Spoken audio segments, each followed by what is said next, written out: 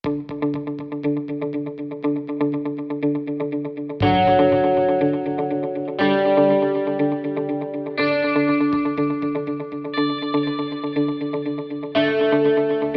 warahmatullahi wabarakatuh. Perkenalkan, nama saya adalah Kani Asri. Saya adalah seorang calon guru penggerak dari Kabupaten Tegal angkatan keempat. Dan sekaligus saya adalah seorang wali kelas dari kelas 3 di SD Negeri Bonggok 01. Pada aksi nyata yang saya lakukan kali ini, yaitu saya berkolaborasi dengan rekan sejawat pada tingkat sekolah, yaitu saya mengadakan sebuah pembahasan atau diseminasi dari materi yang sudah saya dapatkan dan sudah saya terapkan di kelas saya, yaitu pada modul 1.1 filosofi pemikiran Ki Hajar Dewantara dan juga modul 1.4 yaitu budaya positif. Saya berharap dari pembahasan yang saya lakukan dapat menjadi inspirasi atau motivasi bagi teman-teman guru untuk dapat menerapkannya di kelas, seperti membuat sebuah keyakinan kelas dan menerapkan beberapa budaya positif agar tercipta lingkungan kelas, lingkungan sekolah yang aman, nyaman, tertib, damai, dan kondusif, serta menyenangkan bagi peserta didik kita. Dan semoga pembahasan ini dapat bermanfaat. Sekian dari saya, terima kasih. Wassalamualaikum warahmatullahi wabarakatuh. Fokuskan pada 1.1 pemikiran dan 1.4 pemikiran budaya positif. 1.2 dan 1.3 karena lebih ke guru pribadinya nanti cuma dijelaskan secara singkat saja. Jadi ini insya Allah saya akan melibatkan kepada teman-teman, semoga bisa membantu teman-teman. Jadi saya mohon izinnya kepada ibu untuk saya melaksanakan kegiatan ini. Ya, terima kasih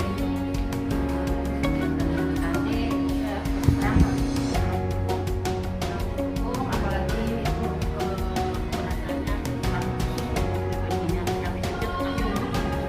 sekolahan pada umumnya, semoga bisa diikuti oleh teman-teman dengan baik sehingga dapat berdampak positif khususnya untuk pendidikan di negeri kita jadi Bonggok 1. Silakan kami izinkan, semoga nanti bisa berjalan dengan lancar dan baik. Terima kasih Bu. Assalamualaikum warahmatullahi wabarakatuh. Waalaikumsalam warahmatullahi wabarakatuh. Ya, pertama-tama marilah kita panjatkan puja dan puji syukur kehadirat Allah Subhanahu wa taala karena pada hari ini alhamdulillah kita dapat berkumpul pada acara yang diselenggarakan, yaitu saya akan membahaskan atau diseminasi aksi nyata pada modul 1 pada materi yang saya dapatkan di calon guru penggerak angkatan keempat Kabupaten Tegal.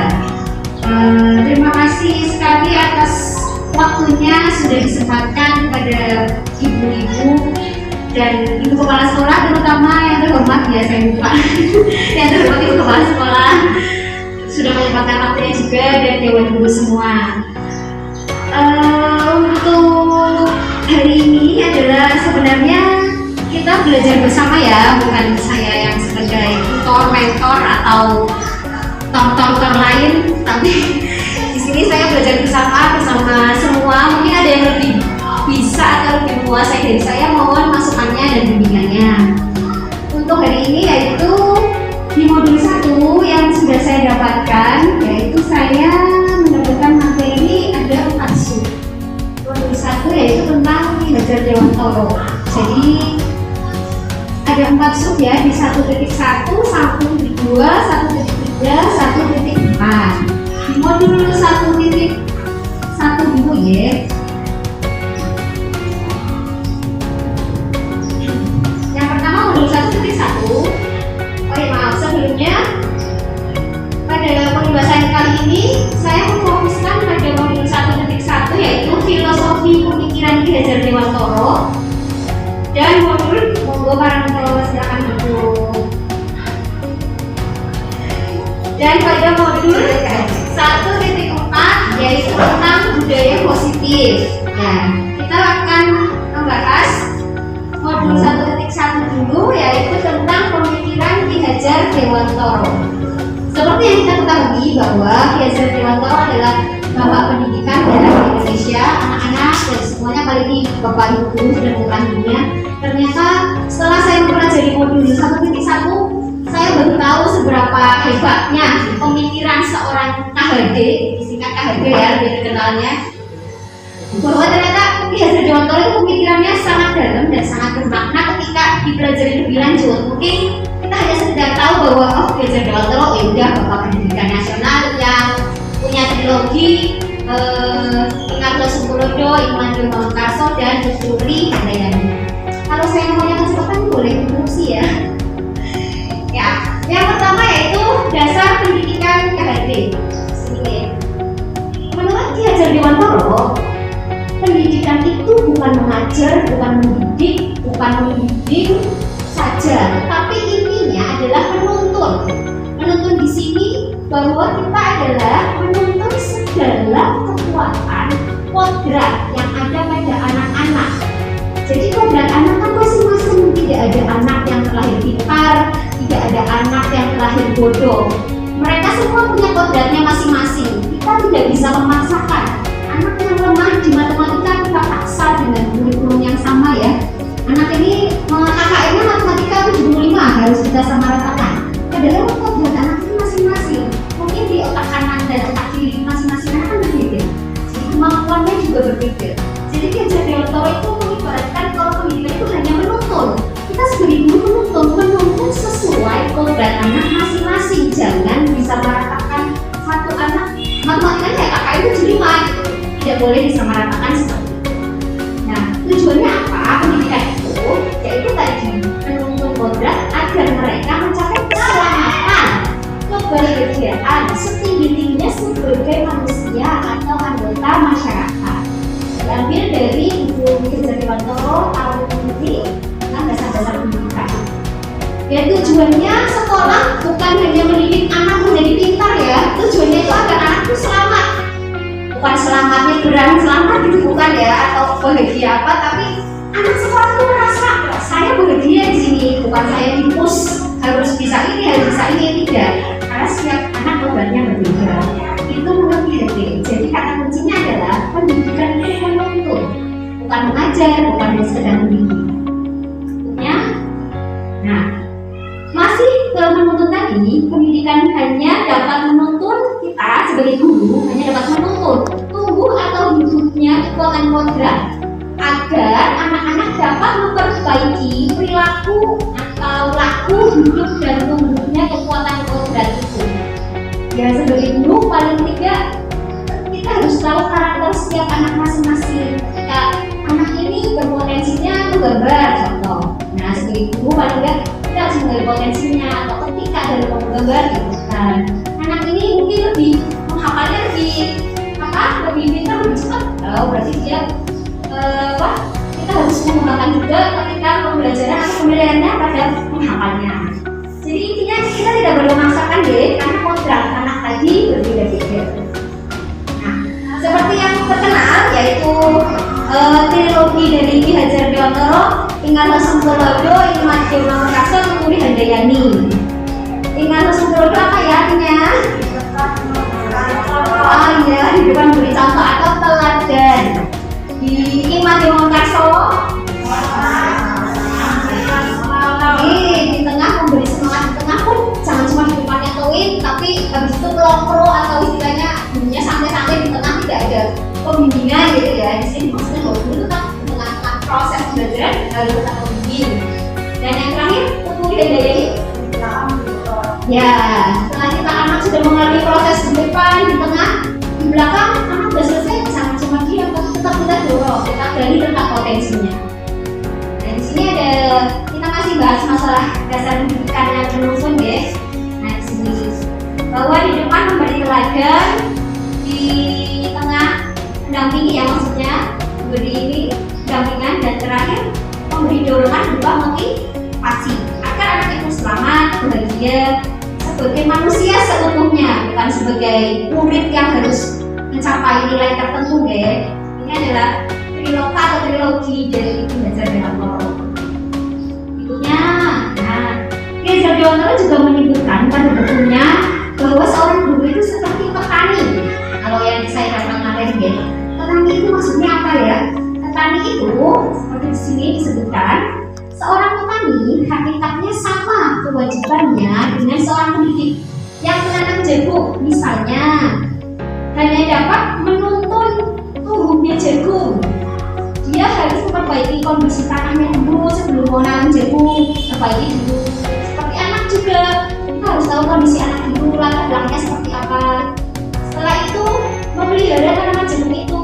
Guru juga memelihara siswa-siswinya atau peserta didiknya, tetap dipantau terus. Setelah itu memberi pupuk atau air. Nah, kalau ada siswa yang kurang, nah kita harus memberi pupuk, berarti memberi tambahan atau pemayangan atau pembasahan juga boleh.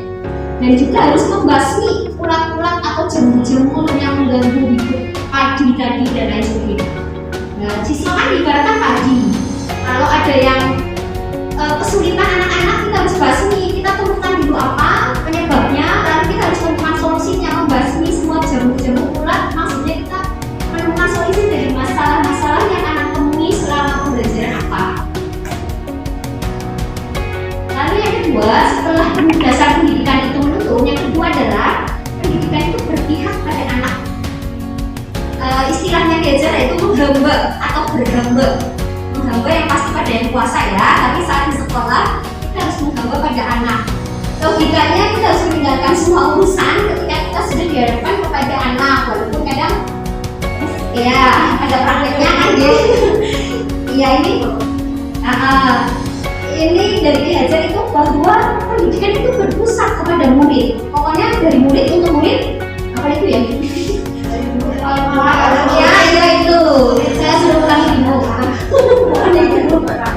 Iya, jadi logikanya atau bukan logikanya sih, seharusnya seorang guru itu menghamba atau berpusat pada murid. Nah, di sini ada juga dasar pendidikan kedua selain menuntun dan menghamba pada murid, yaitu tabula rasa. Murid bukan tabula rasa. Ada yang tahu tabula rasa, Paranto? Paranto? Bukan tabula rasa, tahu Bapak? Ya apa itu? Di sini sudah dijelaskan nih. Tabula rasa itu sebuah pemikiran yang mengatakan bahwa anak itu terlahir dengan kertas kosong. Ada yang setuju atau ada yang tidak setuju? Setuju. Ada yang tidak setuju? Kertas anak terlahir hanya kertas kosong yang tidak punya coretan apapun. Setuju. Yang lain? Ya, terima kasih pendapatnya. Saya juga berpendapat seperti itu ketika belum mendapat pelatihan dari guru kurang ini. Ternyata anak itu bukan kertas kosong menurut Diajar Dewantoro. Ternyata saya juga baru tahu ya. Anak itu bukan kertas kosong, bukan tabula rasa. Tabula rasa itu kosong ya. Kalau ini menurut Diajar bukan, yang bisa digambar sesuai keinginan orang dewasa. Nah, jadi orang tua kan anggapnya caci seperti apa gitu ya seringnya. Guru juga mereka berpikir anak tuh gak punya, kalau aku belum mengajarkan materi A gitu, anak pasti gak tahu nih seperti kalian. Padahal sebenarnya anak sudah tahu walaupun sedikit. Kalau kita pancing sebagai guru, kita kasih stimulus, pasti anak tahu walaupun sedikit demi sedikit. Tadi bertahap, nah nanti ketemu kuncinya, konsepnya pasti mereka tahu. Jadi jangan anggap anak itu hanya kertas kosong. Mereka tahu tahunya dari mana, dia jadi bisa dari pengalaman hidupnya di keluarga mungkin, bisa di masyarakat secara kontekstual ya. Walaupun tidak langsung ke materi itu ya, cuma bertahap ke materi itu mereka sudah tahu sebenarnya. Nah, itu menurut Diajar Dewantoro dan saya setuju. Karena anak itu terlahir dengan kekuatan kodrat yang samar-samar. Kita kan tidak pernah tahu anak ini nanti tiba-tiba Jokowi siapa yang pernah tahu jadi presiden. Kita nggak pernah tahu kemampuannya mereka sama sekali ya. Tapi ketika kita menggali, ketika kita memahami latar belakangnya, insya Allah akan ketemu. Jadi tujuan pendidikan adalah menuntun dengan memfasilitasi atau membantu anak untuk menebalkan garis yang samar-samar ini yang anak sudah punya sebenarnya di diri mereka. Dan tugasnya kita tuh menebalkan, menggali, melatih dan seterusnya untuk menjadi manusia seutuhnya. Pertanyaannya gimana atau bagaimana, how to mold it, bagaimana cara menebalkannya. Lanjut, menebalkan perilaku anak tadi dengan kekuatan konteks diri anak. ketika mengalami sosial kultural budaya di keluarga di masyarakat, mereka kan sudah menemui sebenarnya mama seperti hujan. Oh, hujan dari langit, kan mereka tahu air laut itu air hujan itu dari laut, tapi mereka sudah tahu, cuma tidak tahu konsep aslinya. Nah, ketika di sekolah kita ajarkan ini loh, hujan itu mengalami proses penguapan, kemudian dan sebagainya. Awalnya ya mereka tahu hujan seperti apa. Nah, dasar pendidikan yang berikutnya itu pendidikan menurut Widya Dewanto adalah budi pekerti. Bukan menjadi pengetahuan ya. Budi pekerti watak karakter adalah bersatunya kepaduan. Pikiran, perasaan, kehendak, kemauan sehingga menimbulkan tenaga dan semangat. Di sini yang terkenal cipta rasa karsa. Kalau sering dengar ya, cipta rasa karsa biasanya sering dengar gitu. Tentang keseimbangan keselarasan hidup, bahwa keselarasan hidup bukan hanya tentang pengetahuan saja, tapi juga ada daya cipta, daya merasa, daya karya, ciptaan sesuatu. Ya padahal yang namanya disiplin positif tidak harus memberi hukuman. Widya Dewanto menyatakan bahwa untuk menciptakan murid yang merdeka, syarat utamanya harus ada disiplin yang kuat. Kalau ingin menciptakan murid merdeka, disiplin yang dimaksud adalah disiplin diri yang memiliki motivasi internal dari diri anak sendiri. Jika kita tidak memiliki motivasi internal, maka memerlukan pihak lain untuk mendisiplinkan kita, berarti motivasinya eksternal. Disiplin diri mempelajari bahwa bagaimana cara kita mengontrol diri, bagaimana menguasai diri untuk memilih tindakan yang mengacu pada nilai-nilai yang kita hargai. Maksudnya gini, kalau anak nggak disiplin, berarti kan internal anaknya belum terbuka ya. Dan harus ada motivasi dari pihak lain, yaitu kita sebagai guru. Tadi kita sebagai eksternal atau internal? Eksternal. Ketika internal dan eksternal itu dibentukkan, insya Allah motivasinya akan terbentuk. Ketika anak sudah menerapkan itu, motivasi dari diri ada, dari orang lain ada, dan terus dilakukan berkelanjutan, maka akan terciptakan budaya positif. Setiap pagi harus kebiasaan membaca baca, membaca literasi itu. Ketika anak lupa, kita ingatkan, ayo jangan lupa membaca biar budaya membacanya pintar, maksudnya lancar.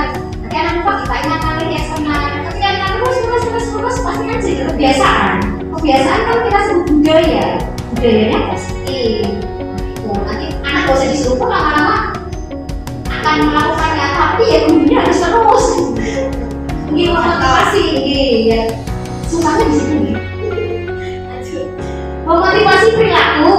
Satu, untuk menghindari ketidaknyamanan atau hukuman. Motivasi itu tujuannya sebenarnya menghindari hukuman, jadi tidak hukum. Dua, mendapatkan imbalan atau penghargaan. Kadang yang dapat nilai dapat bintang, atau nanti dikasih nilai nambah. Untuk menjadi orang-orang yang mereka inginkan, menghargai diri sendiri dengan nilai-nilai yang mereka percaya. Jadi kalau mereka percaya, kalau aku membaca, aku nanti pintar. Kalau sudah percaya dari diri sendiri, pasti mereka lakukan. Tapi kalau belum tertanam, ya memang agak susah. Lanjut, dari ketiga jenis motivasi tadi, motivasi apa tadi? Satu, menghindari ketidaknyamanan. Dua, mendapat penghargaan. Tiga, menghargai diri sendiri. Dan akhirnya mereka percaya. Menurut Bapak Ibu, mana yang motivasi yang paling banyak mendasari murid-murid sekarang yang Bapak Ibu ajari? Yang mana? Penghargaan, biar ada penghargaan. Oh ya, oke. Ya mungkin seperti itu ya. Nanti kalau aku ini nanti aku dapat penghargaan dari guru, aku dipuji.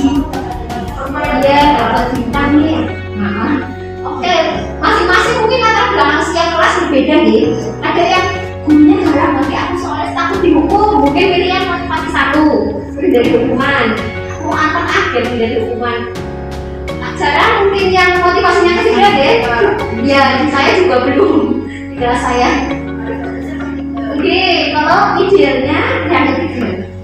Tadi kecil sekali. Nah, di sini salah satu cara untuk mendisiplinkan siswa yang sesuai dengan kesadaran diri mereka yaitu membuat keyakinan kelas. Keyakinan kelas adalah yakin artinya apa, guys? Percaya. Kalau kita udah percaya, kayak kalau sholat 5 waktu kita percaya nanti masuk surga, pasti kita lakukan, betul? Lakukan, gak usah dibeda-beda, gak usah perintah, pasti kita lakukan. Bagaimana cara membuat siswa percaya? Yaitu mereka harus yakin dulu dengan diri mereka, dengan apa-apa yang akan mereka lakukan. Nah, cara salah satunya dengan membuat keyakinan kelas. Keyakinan kelas itu kemarin baru saya syuting ya ke anak-anak, bahwa setiap anak, nanti saya bagi ya, ini langsung saya bagi aja. Nanti masing-masing pura-puranya nih, Bapak Ibu jadi murid saya pura-puranya. Kita sedang ada di kelas, lalu kita akan membuat sebuah keyakinan kelas, di mana masing-masing Bapak Ibu bikin satu aja. Kira-kira kalau bagaimana cara membuat kelas impian? Kelas saya akan menjadi kelas yang kondusif, kelas nyaman, kelas bersih, kelas indah, kelas rapi bila saya menerapkan ini setiap harinya. Contoh, ini contoh ya. Keyakinan kelas itu dibuat siswa, Bapak Ibu bisa praktekkan ya di sekolah, di kelas masing-masing. Keyakinan ini dibuat atas kesadaran diri, jangan dipaksa ya. Abdul, kamu nulis harus berdoa sebelum belajar. Tidak boleh, guru tidak boleh memberi intervensi apapun ke siswa. Jadi mereka membuat, setelah membuat kita kumpulkan, setelah kita kumpulkan kita bahas, kita sepakati keyakinan tadi. Contoh, membaca Asmaul Husna sebelum pembelajaran. Setuju? Kalau banyak yang setuju berarti menjadi sebuah kesepakatan. Kalau tidak berarti kita geser. Oh, berarti anak-anak belum mampu nih baca Asmaul Husna setiap hari. Nanti Bapak Ibu yang simpel aja, ini kelas awal ya, jangan yang terlalu rumit-rumit. Harus perkalian 10 sampai 10 gitu. Sebelum masuk udah bisa. Kalau anak kelas awal yang susah, mungkin Bapak Ibu bisa pakai ini. Ini saya bagi masing-masing satu. Bapak Ibu bikin dua aja. Nanti didapatkan di depan yang sudah. Silakan berpura-puranya, Bapak Ibu. Pikirannya seperti siswa ya, jangan pikirannya orang dewasa. Pura-puranya jadi siswa.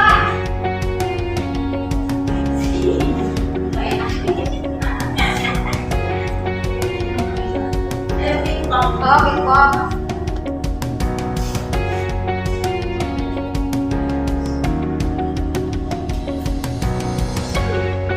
Keyakinan kelas apa yang kira-kira kalau siswanya melakukan ini, nanti kelasnya akan ciptakan kelas yang nyaman.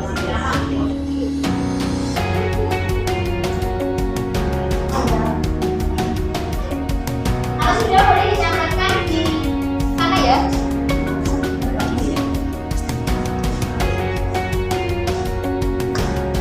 Boleh bebas. Iya. Kira-kira apa? Perilaku apa yang akan menjadi budaya positif di kelas yang akan siswa terapkan, dan ketika anak menerapkannya terus-menerus, maka kelas itu akan nyaman, aman, tentram, kondusif. Oh sudah, saya katakan itu. Iya, mau berbagi gitu. Nih, terima kasih. Kalau udah, kalau yang sudah boleh ditambah di sini.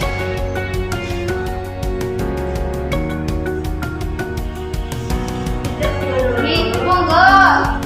Pura-puranya yang terlalu, mereka kan udah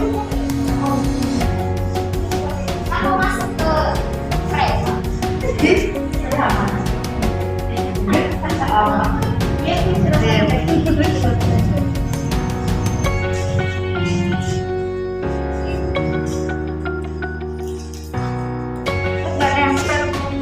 Ada dong lemnya. Ini guru.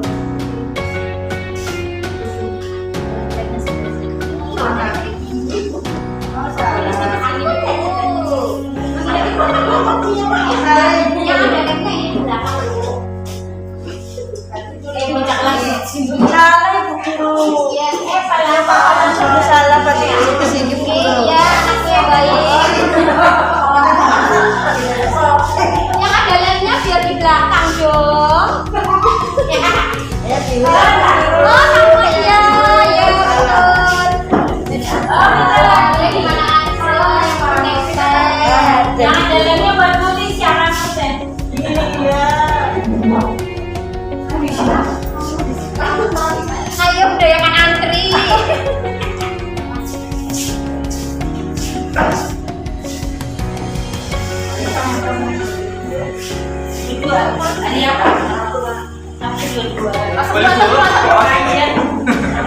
Ini murid tak baca apa ini?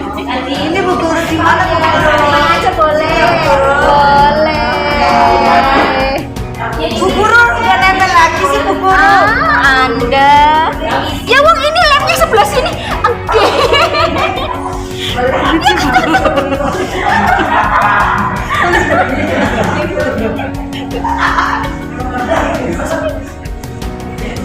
Oke.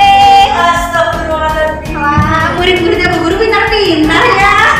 Kecuali satu, pintar banget. Ya, terima kasih. Nah, setelah itu nanti apabila menerapkan di kelas, setelah anak membuat, nanti anak membaca, kita bacakan. Satu, berdoa sebelum belajar. Setuju, boten? Setuju tidak? Setuju. Nah, kita setuju, kita tandai untuk kita bikin kesepakatan kelas. Contoh apa ini? Menyanyikan lagu daerah di awal di akhir pembelajaran. Setuju? Nah, ketika setuju, nanti akan jadi kesepakatan. Tiket bersama, oke. Setiap siswa menjaga kebersihan, membiasakan kegiatan literasi, membaca juz aman, menjaga kebersihan, menjaga kebersihan, tidak makan dan minum di dalam kelas, tiket bersama dan sebagainya. Ya betul semua. Oke. Tepuk tangan ya boleh.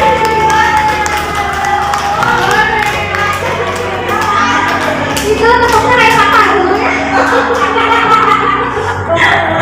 Kalau dibantu ya jadi apa? Prok. Ya itu namanya pertama namanya membuat keyakinan kelas. Ya ketika siswa yakin apa yang mereka tulis akan mereka laksanakan, maka akan tercipta sebuah kesepakatan kelas. Ketika dilakukan berulang-ulang akan tercipta budaya positif. Nah, kebutuhan dasar manusia, kita harus memahami kebutuhan murid-murid kita. Yang satu, kesenangan. Dua, cinta kasih sayang. Tiga, kebebasan. Empat, bertahan hidup. Dan penguasaan. Ini slide-nya berikutnya ya, nanti saya share ini slide-nya. Contoh, Dinda seorang anak kelas 3 sampai rumah dia menangis dan mengadu bahwa dia benci pada Ibu Rani, gurunya. Menurut Anda, Ibu Rani, nggak ada kan di sini? Menurut Anda, kira-kira Dinda kalau benci sama gurunya, kebutuhan apa yang tadi 5 ini? Dinda itu sebenarnya kalau benci sama gurunya, dia kebutuhannya apa? Kasih sayang, yang ini berarti. Nah, oke. Kalau kasih sayang, ibu guru nggak menyapaku hari ini, padahal kan aku pakai jepit rambut. Nah, berarti dia mengharapkan kalau iya, kasih sayang itu kebutuhannya Dinda. Nah, kayak anak yang potong rambut, kan? Habis potong rambut dia tambah ganteng gitu. Kalau kita nggak mau kan, kadang muridnya, iya udah potong rambut, ya atau ini sepatunya baru bagus sekali gitu. Nah, murid itu sesekali membutuhkan seperti itu. Ada kalau kita kayak gitu merasa, kamu gak diperhatiin ya. Cuma kadang kan guru nggak bisa lihat tangan semua ya perubahannya. Cuma ya diusahakan ya. Atau ketika dia membutuhkan kebutuhan kebebasan, ibu guru bilang, aku tidak boleh bersenandung sewaktu mengerjakan tugas.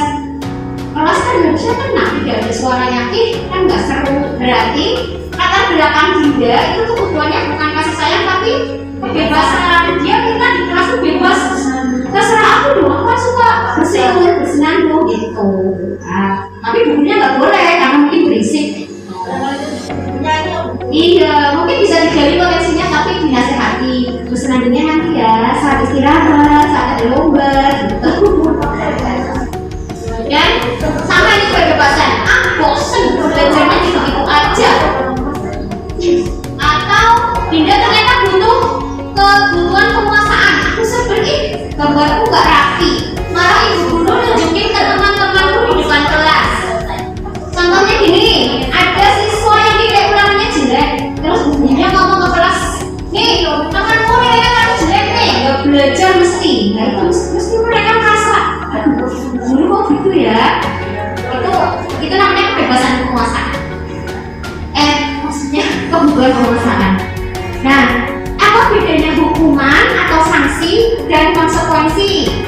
contoh, mencatat 100 kali di buku itu hukuman atau konsekuensi? Nah, lari keliling lapangan? Membersihkan coretan yang sudah dibuat di remaja. Ya, jadi bedanya hukuman sama konsekuensi disepakati ya. Maksudnya kalau konsekuensi itu lebih memperbaiki kesalahannya, tapi kalau hukuman itu gak ada hubungannya dengan kesalahan itu, tapi suruh melakukan. Biasanya secara fisik ya. Minta beli push up, mengganti kertas tugas teman yang telah dicoret. Konsekuensi. Konsekuensinya kalau kamu berbuat ini apa? Yang tadi win-win solution. Jangan yang menghukum siswa jadi capek atau malah jadi pingsan, itu namanya hukuman. Ini juga sama berjemur di lapangan, hukuman. Bertelanjang kaki sepanjang hari karena hukuman. Ini udah paham ya, udah. Hukuman konsekuensi ini yang konsekuensi membersihkan tumpahan air di meja tulis, ya dan sebagainya. Nah, sebagai guru ini yang penting menurut saya nih, ketika saya dapat materi ini, selain tadi pendidikan itu menuntun, yaitu 5 posisi kontrol guru. Guru itu punya 5 posisi kontrol yang bisa kita pilih dan bisa kita terapkan. 1 sebagai penghukum, 2 sebagai pembuat orang yang merasa bersalah, 3 sebagai teman, 4 sebagai monitor atau pemantau, 5 sebagai manajer. Kira-kira Bapak Ibu seperti apa? Kebanyakan seringnya teman, oke. Teman, manajer, monitor, break gitu. Ya, nah, ketika berhubungan dengan posisi kontrol, kita akan bicara tentang segitiga restitusi. Oh, restitusi.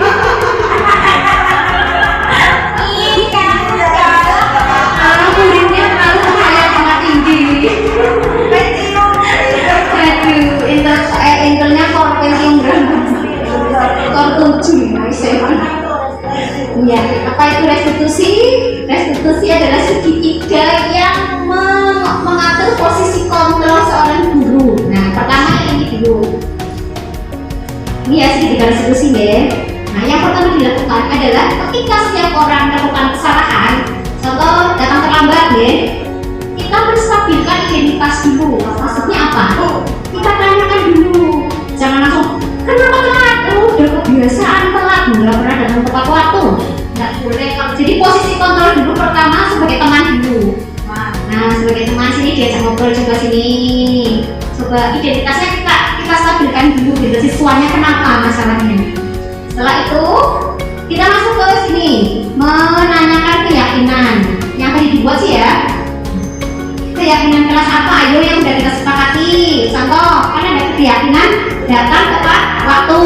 Nah, kan sudah janji di depan. Kamu melanggarnya apa? Biar anak yang menjawab sendiri. Jangan langsung kamu melanggar nih keyakinan kelas kita. Tanyakan dulu.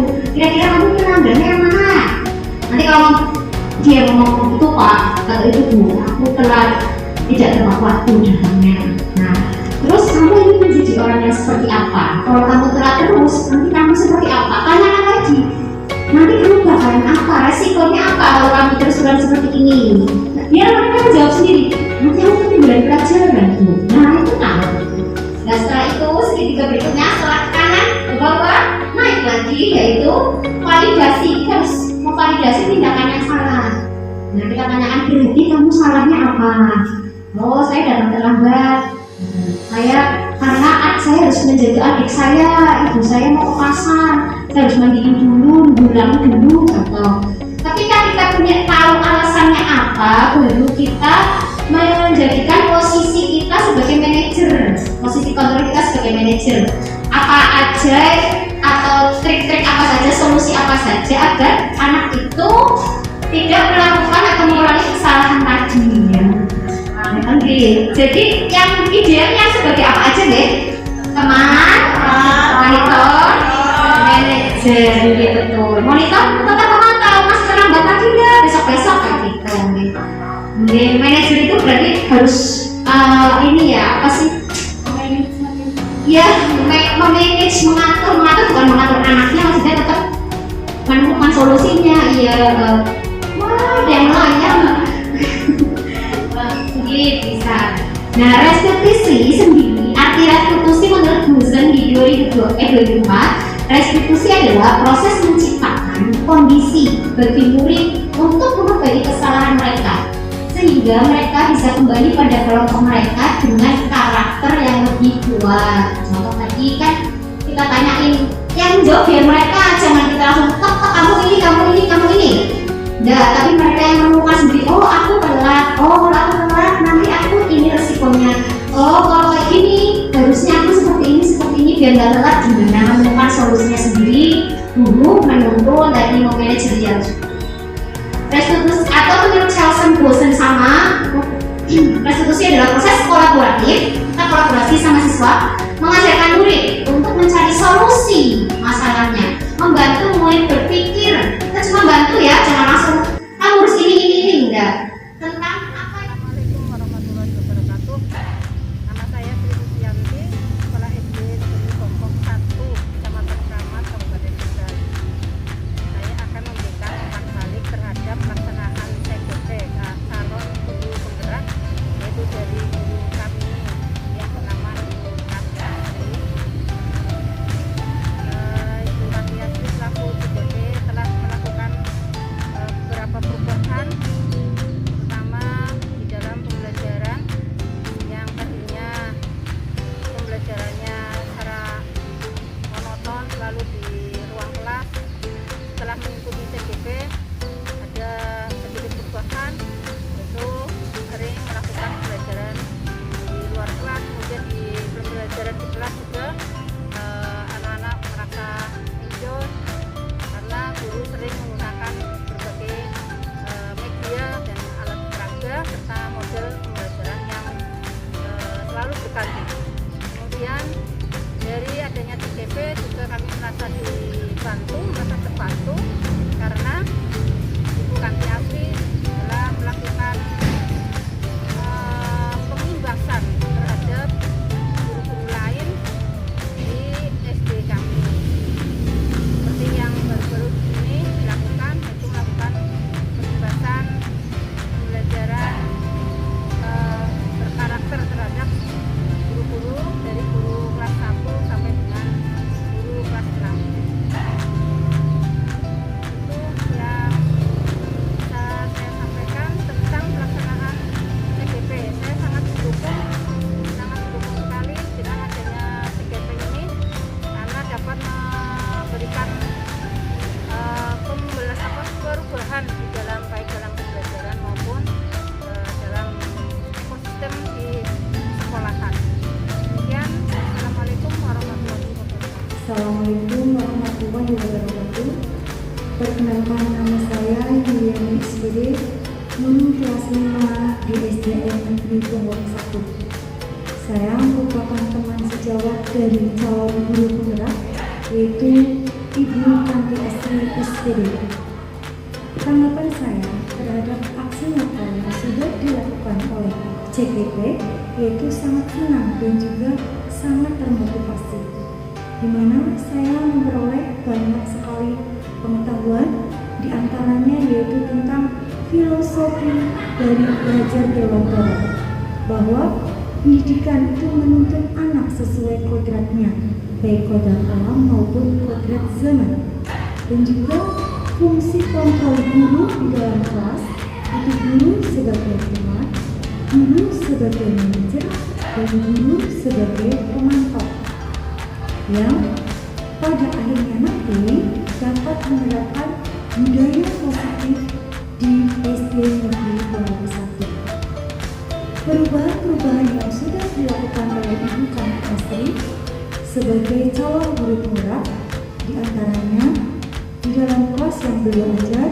sudah menerapkan pojok baca, kemudian adanya kesepakatan kelas, kemudian beliau juga sudah melaksanakan literasi sebelum pembelajaran dimulai, dan juga ketika mengajar beliau sudah menerapkan model-model pembelajaran yang kreatif, inovatif, tentunya dengan mengintegrasikan TIK dalam pembelajaran dan juga dengan pembelajaran berbasis proyek. Saya merasa sangat terinspirasi dan juga termotivasi dengan aksi nyata yang sudah dilakukan oleh SPDB. Dan saya sebagai wali kelas 5B sudah menerapkan aksi nyata tersebut berupa pojok baca, kemudian adanya kesepakatan kelas yang dibuat oleh siswa kelas 5B, dan juga sudah menerapkan literasi sebelum pembelajaran dimulai. Saya juga sudah menggunakan beberapa model pembelajaran dari aksi nyata yang dilakukan oleh CGT ini, dan juga sudah menerapkan TIK dalam pembelajaran di kelas saya. Demikian umpan balik untuk calon guru penggerak. Semoga kedepannya SD Negeri Pohon 1 mutu pendidikannya semakin meningkat lagi, ya, dengan adanya aksi-aksi nyata yang dilakukan oleh calon guru penggerak, yaitu Ibu Tanti SPD. Demikian umpan balik dari saya, dan saya akhiri. Wassalamualaikum warahmatullahi wabarakatuh. Saya Nisma Aulia, saya kelas 3 dari SDN Bangko Kemang 1. Guru saya adalah Miss Kanti. Saya merasa senang karena pembelajaran belajar sambil bermain, belajar pakai LCD dan Chromebook. Keterampilan seperti menjahit, menarik, dan sebagainya. Kami juga membuat kesepakatan kelas yang harus dilaksanakan bersama teman-teman karena agar tercipta rukun, aman, dan damai. Kami juga sebelum pembelajaran membaca di pojok baca dan surat-surat pendek dengan Asmaul Husna.